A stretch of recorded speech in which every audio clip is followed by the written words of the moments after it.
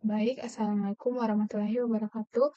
Perkenalkan, nama saya Nikila Aulia dengan NIM S1S1230046 dari Program Studi Teknik Informatika Universitas Halu Oleo. Nah, pada video kali ini saya akan memberikan penjelasan terkait dengan materi Object Oriented Programming with Python. Nah, jadi topik yang akan dibahas di sini, yang pertama yaitu pengantar OOP atau motivasi, kemudian kelas dan objek, lalu beban operator berlebihan, dan juga iterator untuk kelas, kemudian ada inheritance atau pewarisan, lalu kelas abstrak, dan juga ruang nama. Dan yang terakhir ada penyalinan dangkal visi penyalinan dalam, atau biasa dikenal dengan shallow visi deep cupping. Nah, kita masuk ke pendahuluan. Jadi, apa itu pemrograman berorientasi objek atau OOP? Nah, OOP merupakan pendekatan untuk memodelkan hal-hal di dunia nyata, misalnya seperti mobil, rumah, hubungan antar berbagai hal, misalnya seperti siswa dan guru, kemudian perusahaan dan juga karyawan. Nah, dengan kata lain, OOP ini memodelkan entitas dunia nyata sebagai objek perangkat lunak dan mengatur hubungan di antara mereka. Selanjutnya, mengapa OOP itu dibutuhkan? Nah, OOP ini bertujuan untuk memberikan kualitas pada program perangkat lunak. Yang pertama yaitu ketahanan terhadap kegagalan. Yang kedua, kemampuan untuk beradaptasi, misalnya seperti kode besar dapat dengan mudah disesuaikan untuk mengakomodasi perubahan baru. Kemudian dapat digunakan kembali atau reusability. Nah, jadi basis kode ini yang sama dapat digunakan kembali di beberapa aplikasi dengan sedikit usaha. Nah, selanjutnya bagaimana OOP mencapai tujuan tersebut? Nah, yang pertama yaitu encapsulation dengan mengikat data dan metode bersama-sama dan membatasi aksesnya dari luar. Nah, selanjutnya modularitas. Berbagai komponen perangkat lunak dibagi menjadi berbagai unit fungsional atau biasa dikenal dengan pewarisan. Selanjutnya yang terakhir yaitu abstraction, di mana OOP ini menyediakan antarmuka yang sederhana dan intuitif sekaligus menyembunyikan detail implementasi sehingga memudahkan orang lain untuk memahami menggunakan kode tersebut atau kode abstrak.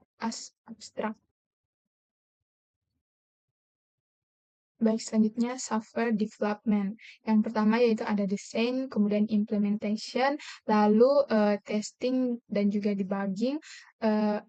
Yang pertama itu bagian dari testing dan debugging itu yang pertama ada top down yaitu stubbing, lalu bottom up atau yaitu unit testing, kemudian debugger, breakpoints, print dan juga print atau percetakan. Nah, misalnya di sini if name sama dengan main, maka di sini kode yang dilindungi dalam konstruksi kondisional bentuk di atas ini akan dieksekusi saat Python dipanggil langsung pada modul tersebut, tetapi tidak saat modul tersebut diimpor untuk digunakan dalam proyek perangkat lunak yang lebih besar. Selanjutnya, class definition.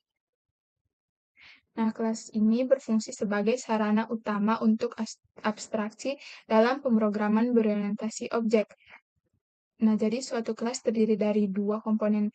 Yang pertama yaitu methods or member atau metode fungsi anggota. Kedua ada atribut, di mana anggota data, bidang, atau variabel instan di dalamnya. Selanjutnya ada kelas yang harus menyediakan, misalnya seperti enkapsulasi anggota data bersifat non-publik, kemudian pemeriksaan kesalahan atau error checking, kemudian kode untuk menguji metode kelas.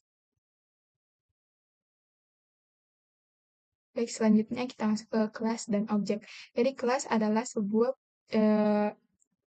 sebuah blueprint untuk menciptakan objek.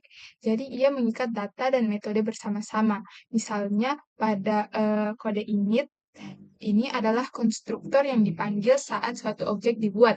Jadi Python tidak mendukung kontrol akses yang bersifat formal. Nah, ini hanya menegakkan perlindungan dan berdasarkan konvensi. Misalnya, nama anggota yang dilindungi dimulai dengan garis bawah tunggal atau yang biasa kita kenal dengan underscore. Kemudian nama anggota data pribadi dimulai dengan garis bawah ganda. Baik, kita akan cek pemrogramannya.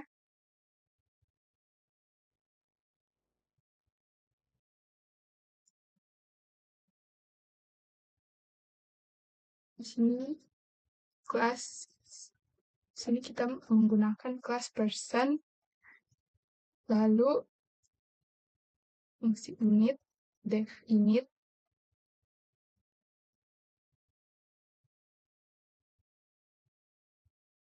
di dalamnya yaitu self,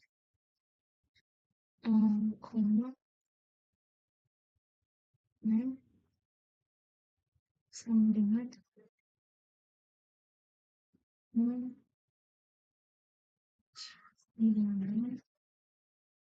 sama dengan non, kemudian gender juga sama dengan non.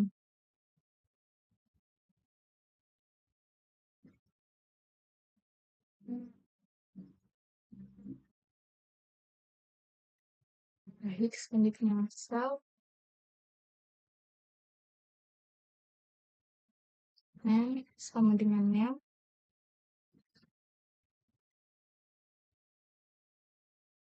Jadi ini berfungsi untuk melindungi atau bersifat non-public.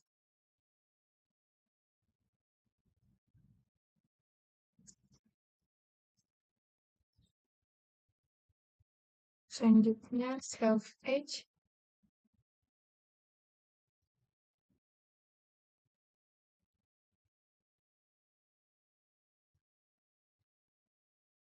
lalu self gender,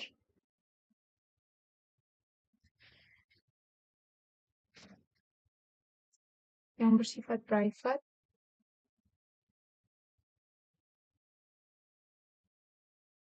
Nah, selanjutnya ada get atribut get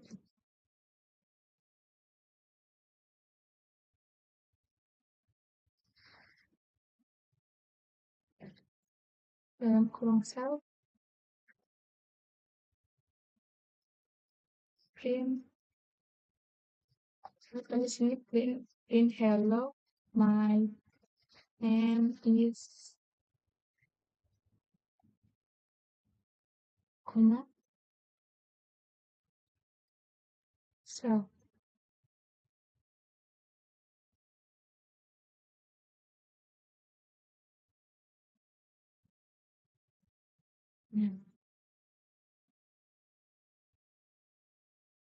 Kita copy, lalu kita paste di sini.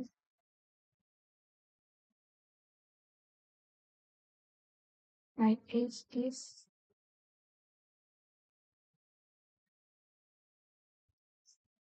kemudian pada bagian name kita rubah menjadi age. Selanjutnya kita paste lagi.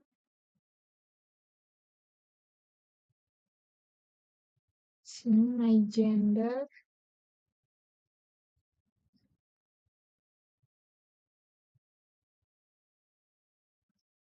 lalu pada bagian name kita ubah menjadi gender. Nah, selanjutnya def set atribut, def set atribut, nah dalam kurung self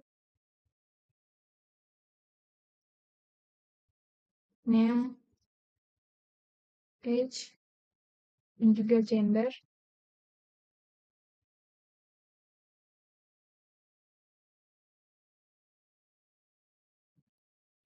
Yang pertama ada bentuk name,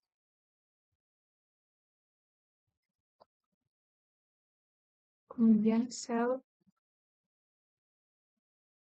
dot underscore age,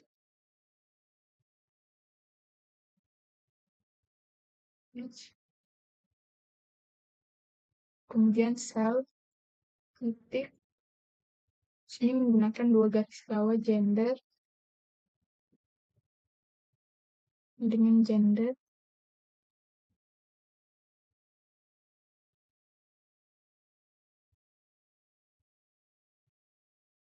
selanjutnya P1, 9%.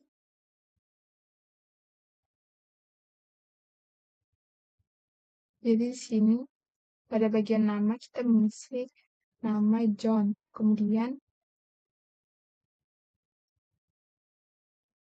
age-nya 36,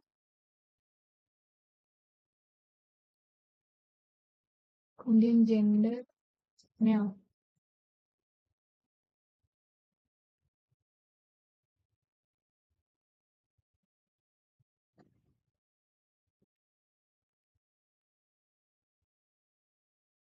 Selanjutnya P1 get,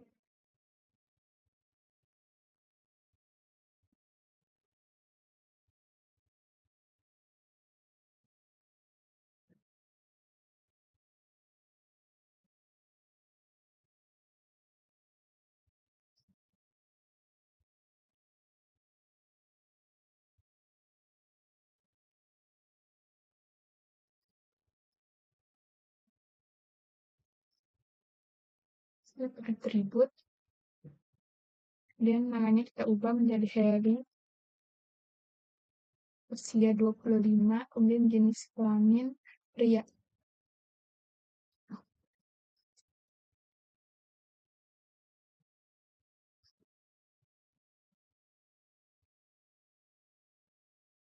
Nah, seperti ini.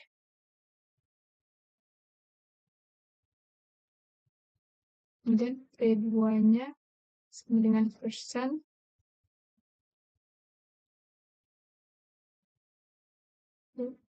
P2 get, grade,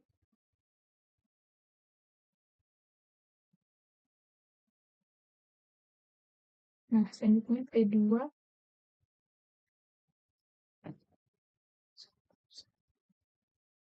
female,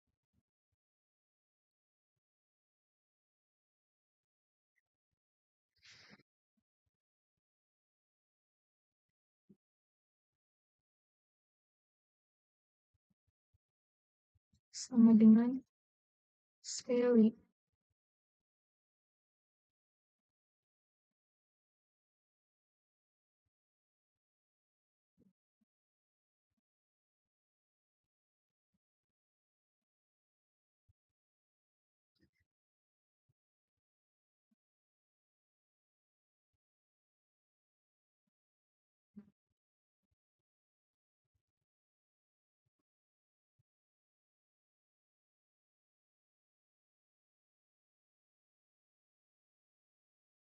Dan kita masukkan perintah print gender of P2 is, P2 titik 2 garis bawah gender. Nah, seperti ini. Kita coba running. Jadi codingan ini pada bagian init ini merupakan adalah sebuah konstruktor yang dipanggil otomatis saat objek dibuat. Kemudian ada self name, self age, dan juga self gender. Nah, ini adalah sebuah atribut instance, yaitu atribut dengan awalan bersifat non-public atau protected secara konversi, tapi masih bisa diakses dari luar. Nah, yang benar-benar private di Python ini harus menggunakan 2 underscore, yaitu yang atau 2 garis bawah. Misalnya pada gender di sini, misalnya pada ini kita menggunakan 2 garis bawah. Selanjutnya pada def get atribut, pada bagian ini berfungsi untuk fungsi ini mencetak isi atribut dari objek, kemudian memanggil atribut name, age, gender dari instan. Nah, selanjutnya pada bagian set atribut. Nah, di sini atribut gender yaitu gender dengan 2 garis bawah dibuat baru dengan 2 underscore berbeda dengan gender sebelumnya. Artinya gender 2 underscore ini tidak akan mempengaruhi atribut gender yang memakai 1 garis bawah yang dicetak oleh get atribut pada bagian ini.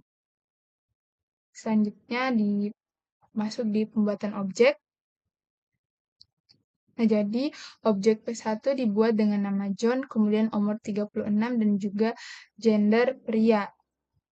Nah, jadi self dot 2 underscore gender diset tapi tidak berpengaruh ke gender yang menggunakan 1 underscore karena yang dicetak adalah gender yang menggunakan 1 underscore bukan 2 gender underscore. Kita lihat, nah ini merupakan contoh dari outputnya. Kemudian pada bagian hello my name is Sally, karena jadi dua gender yang menggunakan 2 underscore yaitu female tidak mengubah gender yang menggunakan 1 underscore karena ini menciptakan atribut baru di luar kelas. Jadi yang dicetak adalah gender yang masih non. Nah, jadi seperti itulah output dari pemrograman ini. Selanjutnya adalah operator kelebihan beban. Nah, atau yang biasa disebut dengan operator overloading. Jadi operator overloading ini mendefinisikan ulang perilaku operator dan fungsi standar untuk berbagai objek yang ditentukan oleh pengguna. Jadi standar operator itu ditandai dengan tanda plus yang menyediakan fungsional yang berbeda untuk operator yang berbeda.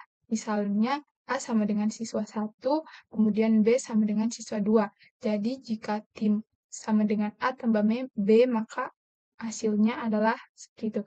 Nah, di sini ada gambar codingan, kita akan mencoba untuk melakukan pemrogramannya.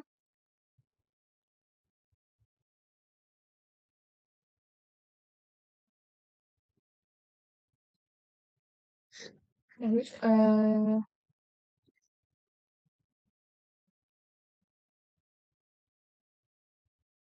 nah misalnya di sini contoh dari operator overloading atau kelebihan beban. Overloading. Nah, yang pertama kita masukkan perintah untuk memprint 2 ditambah 3.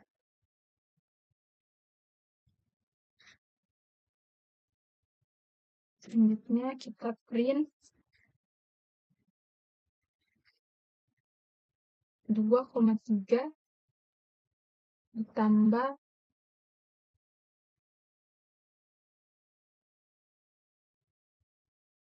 4,5. Selanjutnya A sama dengan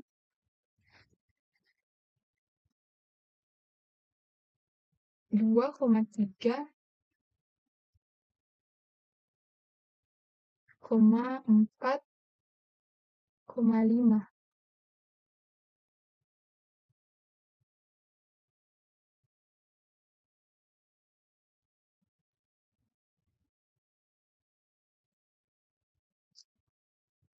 Selanjutnya variabel B.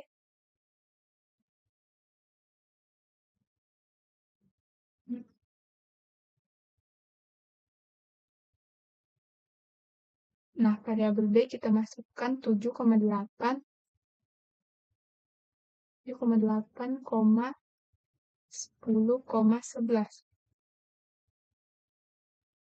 Pada bagian C, variabel A ditambah dengan variabel B.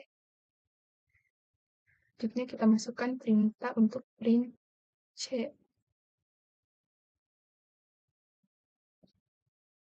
Lalu perintah lain, Tom ditambah dengan Harry.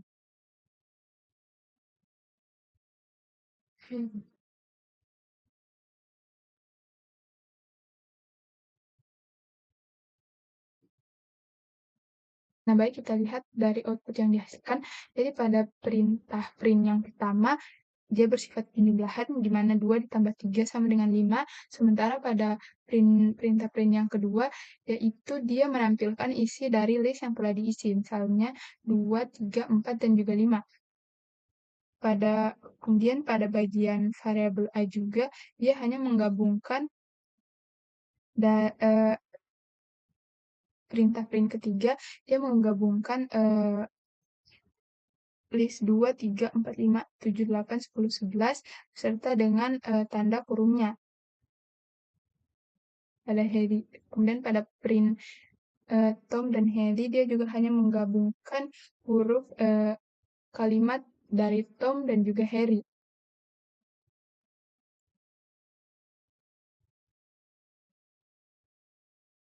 Baik, kita selanjutnya. Jadi pada bagian ini, operator overloading melalui metode yang diberi nama khusus.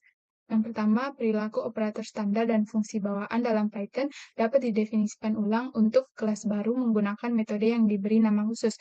Misalnya operator ditambah dengan overloaded dengan menerapkan metode bernama underscore menambahkan.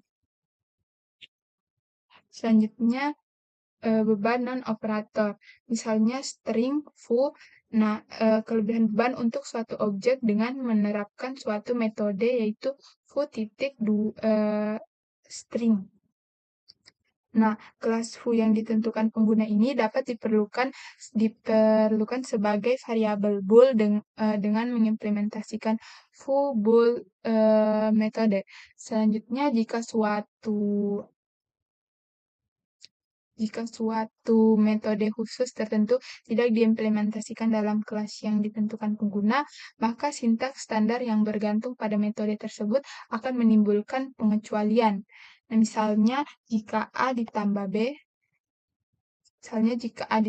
akan menimbulkan kesalahan jika menambahkan atau add ini tidak bisa didefinisikan.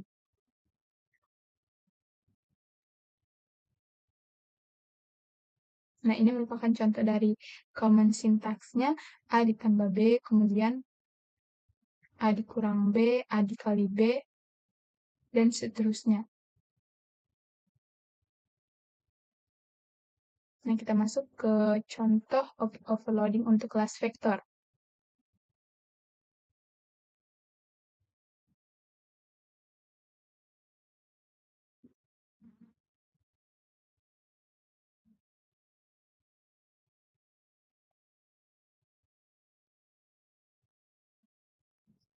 Nah, ini merupakan contoh overloading untuk kelas vektor. Jadi metode tersirat ini ada beberapa operator yang memiliki definisi default yang disediakan oleh Python tanpa adanya metode khusus. Dan ada beberapa operator yang definisinya diturunkan dari yang lain. Misalnya metode bool method yang mendukung sintaksis jika foo default semantik sehingga setiap objek selain non ini dievaluasi sebagai true. Kemudian, jika metode len didefinisikan, maka bool foo ini diinterpretasikan secara default menjadi benar untuk instance dengan panjang bukan 0. Bisa dilihat pada pemrograman ini. Jadi output yang dihasilkan itu yaitu 7, 8, 9, 2, 3, 5. Baik, selanjutnya kita masuk ke iterator untuk kelas.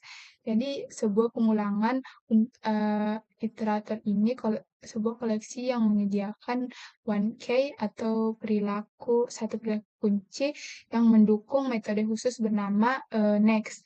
Nah, jadi yang next ini merupakan sebuah kunci yang mengembalikan elemen berikutnya dari koleksi jika ada atau menimbulkan stop iteration atau menghentikan aksi. Namun ada pengecualian untuk menunjukkan bahwa tidak ada unsur yang lebih lanjut. Selanjutnya ada dua cara untuk mengimplementasikan iterator. Yang pertama yaitu menggunakan generator sintaks seperti next dan juga iter atau perulangan. Selanjutnya ada dengan mendefinisikan len dan juga getItem, metode untuk kelas yang digunakan yang ditentukan oleh pengguna. Nah, contohnya yaitu membuat sebuah kelas iterator dengan menggunakan generator sintaks. Nah, ini merupakan contoh outputnya yaitu 7, 8, 9, 2, 3, dan juga 5. Baik, kita next. Selanjutnya itu membuat kelas iterator dengan menggunakan len dan juga getItem fungsi. Nah, jadi implementasi ulang dari fungsi range Python dimungkinkan, kemudian ini juga memungkinkan untuk mengeksekusi pengulangan for pada suatu rentang. Baik, selanjutnya kita coba untuk implementasikan pemrograman ini. Jadi yang pertama yaitu kita menggunakan class range big 2. Nah, jadi kelas ini dibangun dengan menggunakan range class. Sebuah kelas ini, sebuah kelas finish yang dibangun di dalam range class.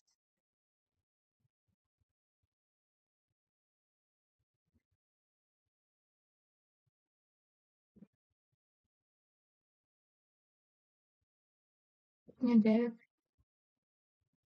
def init,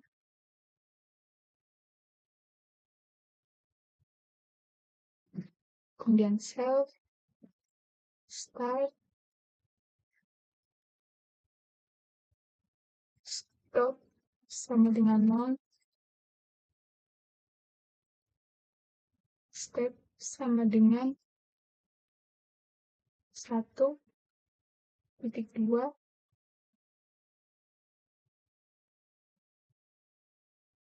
selanjutnya menginisialisasi sebuah range instant.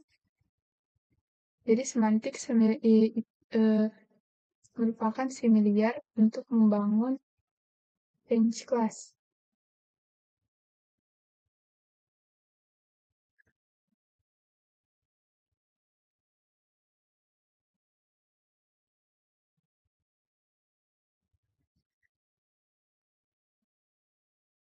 Selanjutnya if step sama dengan 0.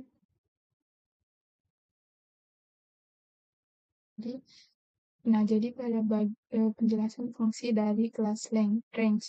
Jadi fungsi init ini menyimpan nilai awal atau start dan juga akhir, stop, dan langkah atau step. Kemudian menghitung panjang range menggunakan rumus panjang. Selanjutnya menghitung panjang data menggunakan jumlah elemen. Lalu simpan parameter awal yaitu start dan juga step. Lalu ada juga untuk mengembalikan jumlah elemen dalam objek, yaitu return self dot underscore length, lalu mengambil elemen ke K dari range.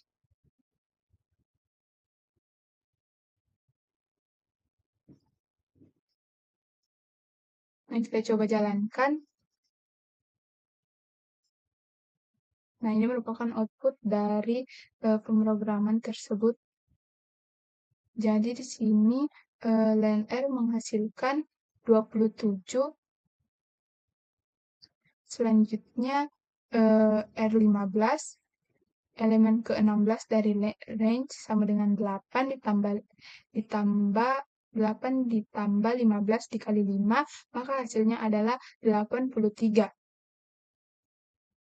Jadi loop pertama yaitu for in R ini mencetak seluruh elemen R yaitu 8, 13, 18 sampai kurang dari 140 dengan step 5. Kemudian loop kedua, for in range 0,27 mencetak R0 sampai R26 dan hasilnya sama. Kemudian pada loop ketiga, for in range 8,140,5 membuat objek baru seperti R yang hasilnya identik. Jadi class range ini meniru perilaku built-in range di Python dan menunjukkan cara membuat custom iterable class dengan len dan juga get item. Hasilnya bisa digunakan dalam for loop dan indexing seperti list biasa. Baik, selanjutnya kita masuk ke pewarisan. Jadi cara alami untuk mengatur berbagai komponen struktural dari sebuah paket perangkat lunak adalah dengan hierarkis mode. Kemudian fungsi abstrak yang serupa dikelompokkan bersama berdasarkan tingkatan abstraksi berubah dari yang spesifik ke yang lebih umum seiring seseorang menelusuri hierarki. Selanjutnya, warisan memungkinkan kelas baru yang disebut kelas atau kelas anak yang akan didefinisikan berdasarkan kelas yang ada atau kelas dasar bahasa Indonesia, misalkan kelas induk atau kelas super sebagai sebuah titik awal. Nah, selanjutnya subkelas mungkin mengkhususkan perilaku yang ada dengan menyediakan implementasi baru yang mengesampingkan metode yang sudah ada. Lalu subkelas juga dapat memperpanjang superkelasnya dengan menyediakan metode baru. Nah, bisa dilihat contohnya, jadi di sini ada building, di mana building ini terdapat induk dan juga kelas dasar. Kemudian di sini umum dan juga general dan juga khusus. Lalu pada apartemen ini terdapat anak, kemudian juga induk. Lalu di sini pada low rise apartment dan juga high rise apartment di sini diisi oleh child. Nah, ini merupakan contoh dari pewarisan. Jadi sistemnya itu mewariskan di mana dari kelas dasar parents ke cabang-cabang yang lainnya.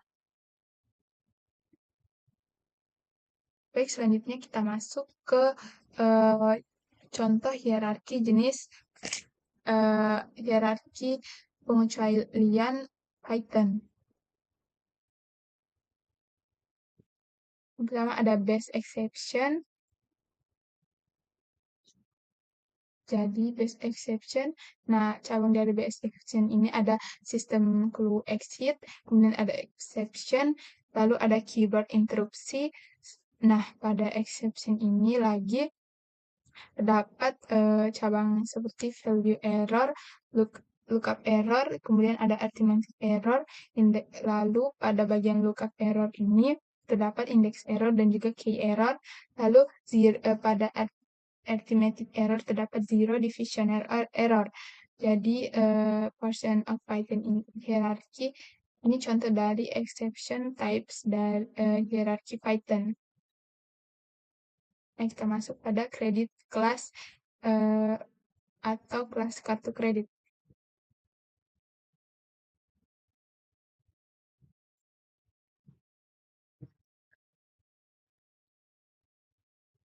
Jadi kelas kartu kredit ini memiliki fungsi untuk membuat akun baru untuk pelanggan, lalu juga memungkinkan untuk mengambil data terkait pelanggan, lalu biaya dapat dibebankan ke kartu. Selanjutnya, pengguna dapat melakukan pembayaran untuk menjaga saldo kartu, kemudian biaya tidak dapat melebihi batas kartu atau limit dari kartu. Nah, ini merupakan contoh pemrogramannya. Kita coba implementasikan. Nah, jadi program ini merupakan simulasi sederhana dari sistem kartu kredit berbasis OOP. Kelas utama yang digunakan adalah kelas kredit card yang memiliki atribut untuk menyimpan data pemilik, yaitu customer, bank, kemudian akun, dan juga batas kredit atau limit, serta saldo tagihannya, yaitu balance. Fungsi-fungsi dalamnya ini mencakup gather seperti get customer, kemudian get bank, kemudian get account, dan get limit, dan juga get balance, serta dua fungsi utama yaitu charge atau price untuk menambahkan tagihan ke kartu selama tidak melebihi limit, sama tidak ada make payment atau amount.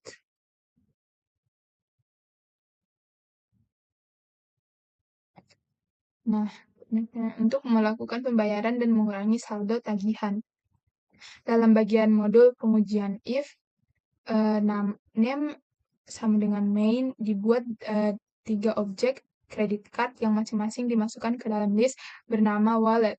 Setiap objek memiliki kartu kredit milik John Bauman dari 3 bank berbeda. Yang pertama ada California Savings, kemudian California Federal, dan juga California Finance dengan batas kredit masing-masing sebesar 2.500, 3.500, dan juga 5.000. Kemudian melalui loop for fall in range yaitu 1,17 dilakukan simulasi pemakaian kartu kredit dilakukan simulasi pemakaian kartu kredit atau tagihan di mana kartu pertama yaitu wallet 0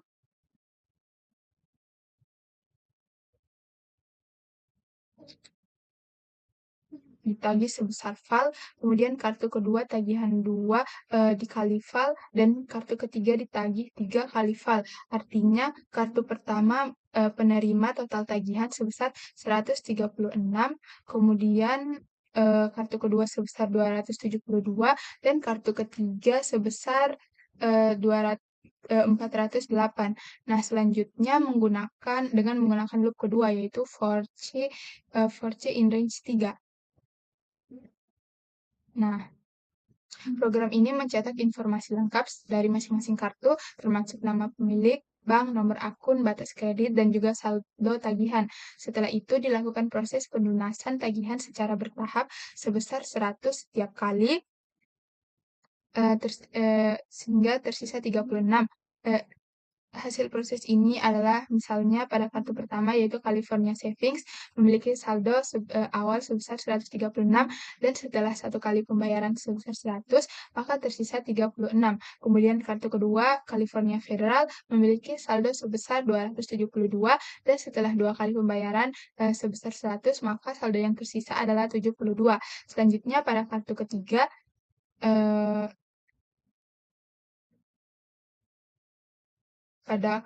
yaitu California Finance.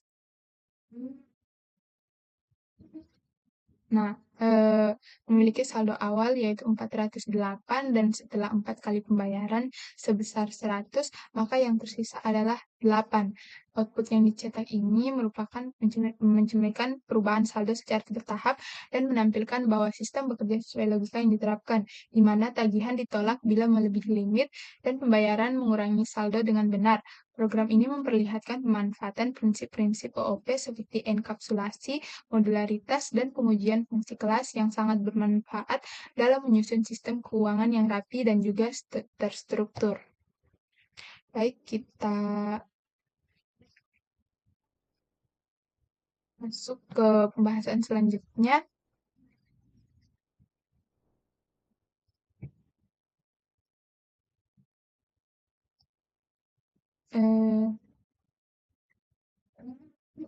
Jadi yang selanjutnya adalah kelas yang diwarisi atau predatory credit card. Nah, kelas anak ini mewarisi konstruktor kelas induk untuk membuat pelanggan baru, kemudian mengubah perilaku penagihan kartu dengan mengenakan biaya sebesar $5 jika penagihan ditolak, selanjutnya memodifikasi fungsi pembayaran kartu dengan menggunakan bunga pada saldo yang tertunggak. Misalnya pada kelas di sini menggunakan kredit kelas, kita lihat pada codingan ini, kelasnya menggunakan credit class, kemudian fields-nya itu ada customer, bank, akun, dan juga balance limit. Nah, behaviors yang digunakan yaitu get customer, get bank, get account, make payment, menggunakan amount, dan juga get balance, get limit, dan juga charge atau price. Nah, pada kelasnya itu, kemudian kelas kedua yaitu predatory credit card, di mana files menggunakan APR, kemudian behaviors-nya di sini ada proses month dan juga charge price.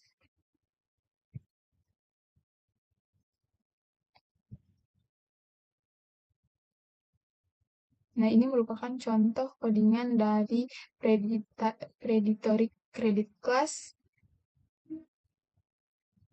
Bisa dilihat, jadi di sini kelasnya yaitu predatory credit class, kemudian dev class filesnya itu ada customer, bank account, limit, dan juga APR. Pada charge terdapat terdapat price, dan juga process amount. Nah, jadi kelas ini memodifikasi fungsi pembayaran kartu kredit dengan menggunakan bunga pada saldo yang tertunggak, dan juga mengubah perilaku penagihan kartu dengan mengenakan biaya $5 jika penagihan itu ditolak. Baik, kita lanjut ke pembahasannya.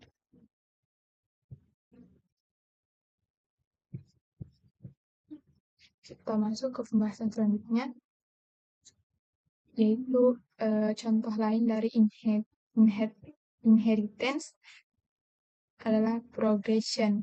Nah, kelas dasarnya itu menghasilkan urutan umum. Contohnya untuk codingannya seperti ini. Ini merupakan contoh dari pemrograman progression class. Nah, jadi program ini mendefinisikan sebuah kelas bernama progression yang bertindak sebagai iterator generik untuk menghasilkan suatu iterator generik untuk menghasilkan suatu urutan angka. Nah, kelas ini menggunakan prinsip Object Oriented Programming atau OOP dan mengimplementasikan protokol iterator Python, yaitu dengan menyertakan metode iter dan next. Iter ini memungkinkan objek progression digunakan dalam perulangan seperti for, sementara next, kemudian mengembalikan elemen berikutnya dari urutan atau menghentikan iterasi jika nilai current telah mencapai non. Nah, saat objek dibuat menggunakan konstruktor init, nilai urutan disimpan dalam atribut current yang secara default dimulai dari angka 0. Metode advance digunakan untuk mengubah nilai current ke angka berikutnya dalam urutan. Dalam implementasi default ini, advance hanya menambahkan 1 pada nilai saat ini, sehingga urutan yang dihasilkan adalah 0, 1, 2, dan seterusnya. Namun, metode ini dirancang agar bisa di-override oleh kelas turunan untuk menghasilkan jenis urutan lain seperti deret aritmatika, geometri, atau Fibonacci. Kemudian, metode print progression ini digunakan untuk mencetak n angka pertama dari urutan tersebut. Dalam program ini, objek progression dibuat dan digunakan untuk mencetak 10 elemen pertama dari urutan melalui pemanggilan sayPrint progression. Nah, jadi output yang dihasilkan yaitu 0, 1, 2, 3, 4, 5, 6, 7, 8, 9. Nah, program ini memperlihatkan bagaimana membuat kelas iterator sendiri di Python. Output yang dihasilkan adalah 10 bilangan bulat yang dimulai dari 0 hingga 9 yang menunjukkan bahwa iterator berjalan sesuai dengan yang diharapkan. Kelas ini sangat fleksibel dan dapat dikembangkan lebih lanjut untuk membuat berbagai macam urutan hanya dengan mengubah logika dalam metode advance. Nah, ini adalah dasar yang sangat baik untuk memahami konsep iterasi dan pewarisan dalam OOP di Python. Baik, kemudian kita next ke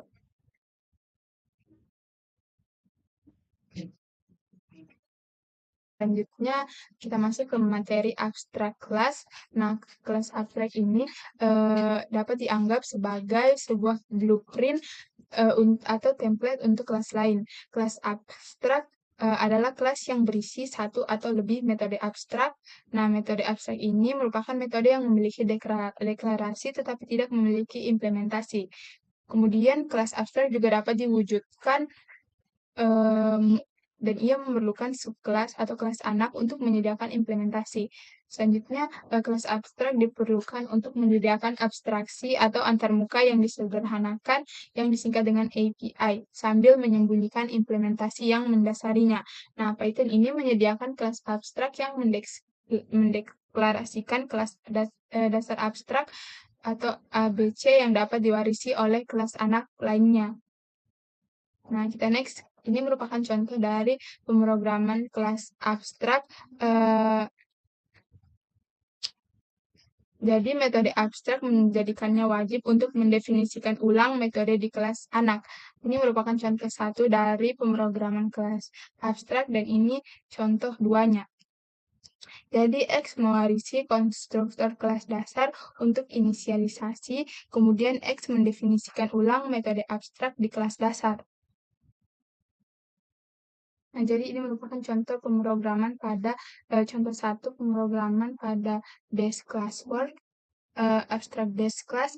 Nah, jadi pemrograman ini mendemonstrasikan pengguna abstract base class di Python dengan menggunakan modul ABC, yaitu sebuah kelas dasar bernama animal dibuat sebagai kelas abstrak yang mewarisi dari ABC.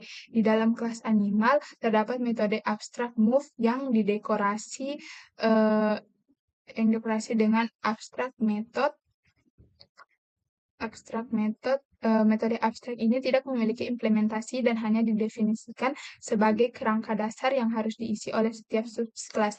Selanjutnya ada 4 kelas turunan, yaitu ada human, snake, dog, dan juga lion. Human, snake, dan juga lion yang semuanya mewarisi dari animal. Nah, masing-masing kelas ini mengimplementasikan metode move sesuai dengan karakteristik hewan tersebut. Misalnya human bisa berjalan dan berlari, kemudian snake bisa berayap, dog bisa menggonggong, dan lion bisa mengaum. Dalam kode bagian bawah, yaitu driver kode, objek dari keempat kelas turunan ini dibuat dan setiap objek memanggil metode move-nya sendiri-sendiri untuk menunjukkan perilaku yang telah diimplementasikan. Namun program juga mencoba membuat objek dari kelas abstrak animal secara langsung. Hal ini menyebabkan program mengalami error karena di Python kelas abstrak tidak boleh diinstansiasi jika masih memiliki metode abstrak yang belum diimplementasikan. Karena animal memiliki metode abstrak move yang belum diberi isi, maka baris A animal akan menghasilkan type error saat dijalankan. Bisa dilihat, jadi ini merupakan output dari human, I can walk, dan and run, kemudian snake, I can crawl, lalu bark ini dog, I can bark, kemudian lion, I can roar.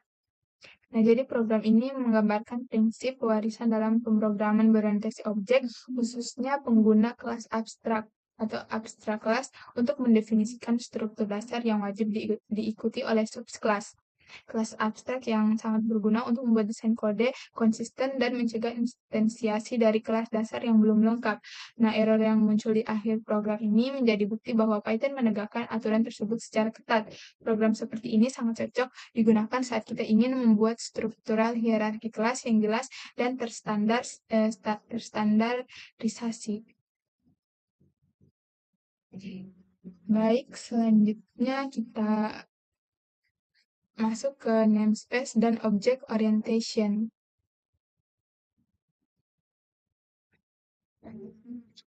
Jadi sebuah ruang nama kelas atau kelas namespace ini mencakup semua deklarasi yang dibuat langsung dalam isi definisi kelas.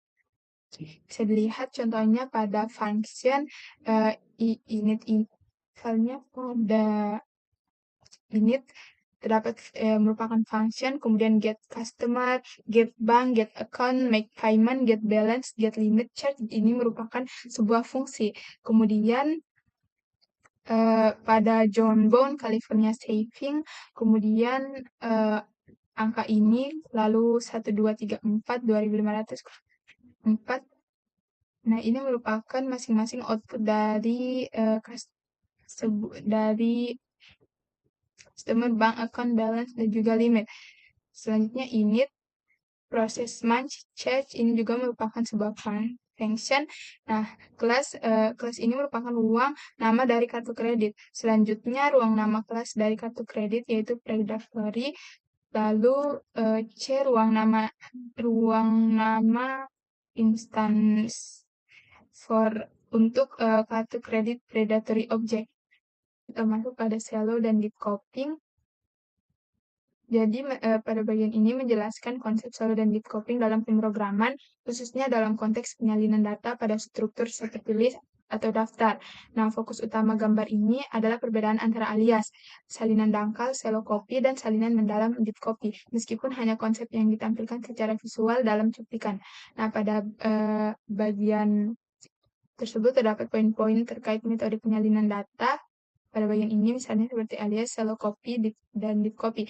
Sementara itu terdapat juga konsep aliasing dua variabel yaitu wontons dan juga pellet. Keduanya ini mengarah ke objek list yang sama di memori.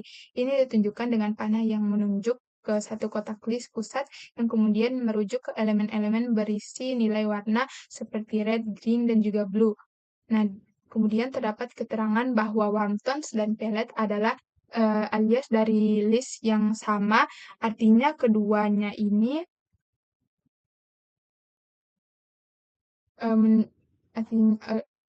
artinya keduanya ini menunjuk ke lokasi memori yang sama. Oleh karena itu, jika salah satu variabel, misalnya pellet dimodifikasi, maka perubahan tersebut juga akan terlihat pada variabel lainnya, misalnya wontons. Nah, ini karena tidak ada duplikasi data, hanya nama variabel yang berbeda, tetapi mereka merujuk ke objek yang sama. Baik, selanjutnya. Nah, selanjutnya ini merupakan penjelasan rinci perbedaan antara shallow copy, salinan atau salinan dangkal, dan deep copy atau salinan mendalam. Dalam konteks pemrograman, khususnya saat bekerja dengan struktur data seperti list daftar yang berisi objek-objek kompleks, misalnya objek warna. Nah, jadi bisa dilihat pada bagian shallow copy atau list wontons. Dalam hal ini, variabel pellet dibuat sebagai salinan dari wontons menggunakan fungsi list wontons. Ini menghasilkan dua objek list yang berbeda, yaitu wontons dan juga pellet. Namun, elemen-elemen di dalam list tersebut masih menunjuk ke objek yang sama di memori. Artinya, meskipun kita bisa menambah atau menghapus elemen dari pellet tanpa memengaruhi wontons, perubahan pada objek individual dalam list ini, misalnya pada mengubah nilai warna merah dalam pellet tetap akan berdampak pada objek yang sama di dalam wontons. Nah, poin-poin pentingnya dari shallow ini, kita bisa menambah atau menghapus elemen dari pellet tanpa memengaruhi wontons. Namun, jika kita mengubah isi dari objek, misalnya elemen dictionary atau kelas di dalam list pellet, maka perubahan itu juga akan terlihat di wontons, karena kedua list ini menunjuk ke objek yang sama. Kemudian walaupun listnya berbeda, terjadi aliasing tidak langsung, yaitu elemen pellet 0 dan wontons adalah referensi ke objek yang sama. Selanjutnya pada bagian pellet copy, deep copy wontons, sebaliknya di sini pellet dibuat sebagai salinan mendalam dari wontons menggunakan fungsi copy atau deep copy wontons. Nah, ini tidak hanya membuat salinan dari listnya, tapi juga membuat salinan mandiri dari setiap elemen di dalam list. Hasilnya, pellet dan wontons adalah dua struktur data yang sepenuhnya terpisah termasuk elemen-elemennya.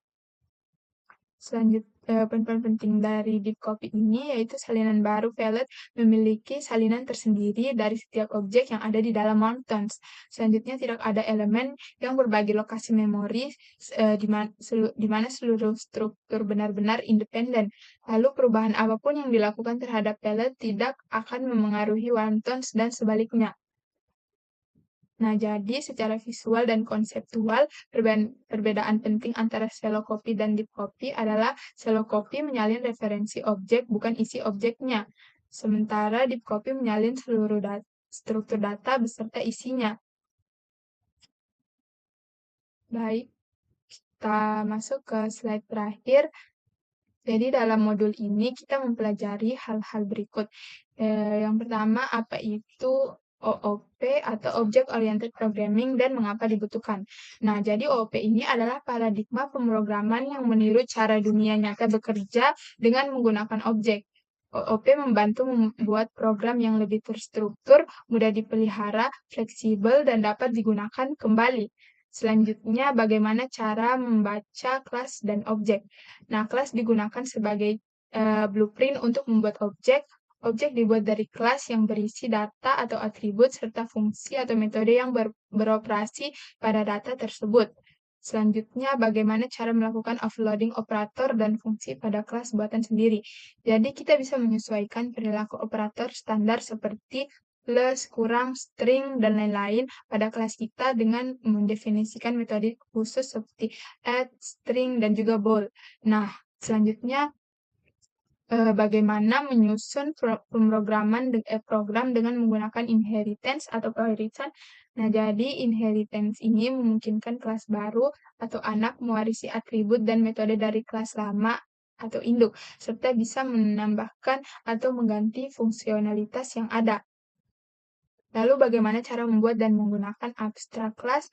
Jadi abstract class digunakan untuk mendefinisikan struktur dasar kelas yang tidak bisa langsung digunakan, tapi harus diturunkan oleh kelas lain yang melengkapinya. Nah, ini berguna untuk menciptakan antarmuka yang konsisten.